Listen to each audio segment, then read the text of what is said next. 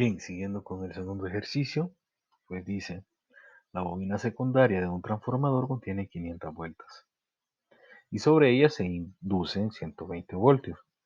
¿Cuánto es el voltaje que está entrando por la bobina primaria si ésta contiene 2000 vueltas?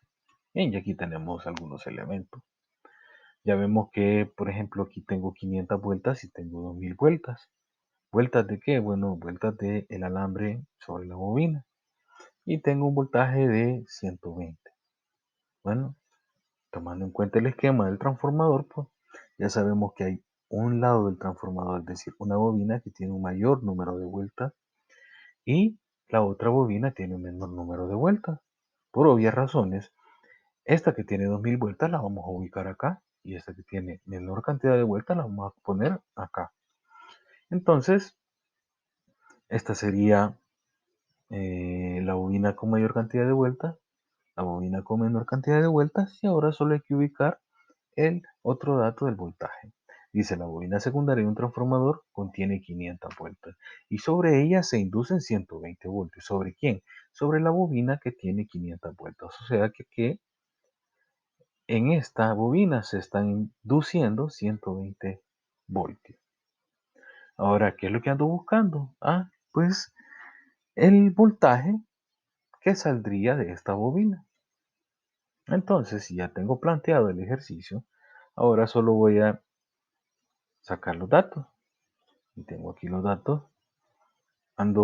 Tengo un voltaje secundario de 120 voltios, un voltaje primario que no lo conozco, un número de vueltas en la bobina primaria de 2000 y un número de vueltas en la bobina secundaria de 500.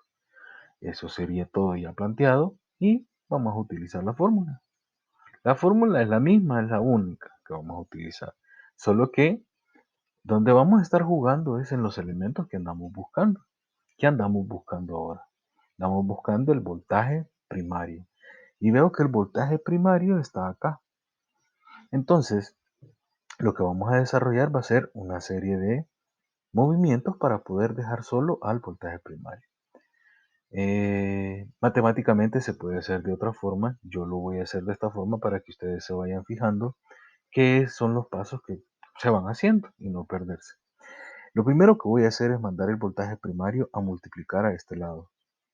Y también voy a mandar el número de vueltas primario a multiplicar a este otro lado.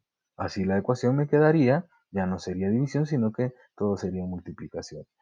Número de vueltas primario, número de vueltas primario multiplicado por el voltaje secundario va a ser igual al voltaje primario multiplicado por el número de vueltas en la bobina secundaria.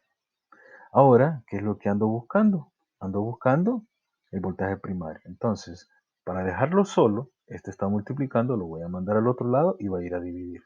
Y me va a quedar que el voltaje primario va a ser igual al número de vueltas de la bobina primaria multiplicada por el voltaje secundario en la bobina secundaria entre el número de vueltas de la bobina secundaria. Y eso sería todo. Hago el cálculo, sustituyo los valores. BP va a ser igual a 2000 por 120 entre 500. Hago esta multiplicación y luego divido 240.000 entre 500 y la respuesta va a ser de 480 voltios. Debo de notar que aquí hay más voltios y obviamente puedo establecer una relación donde hay más número de vueltas en la bobina, habría un mayor voltaje. Nos vemos en el tercer ejercicio.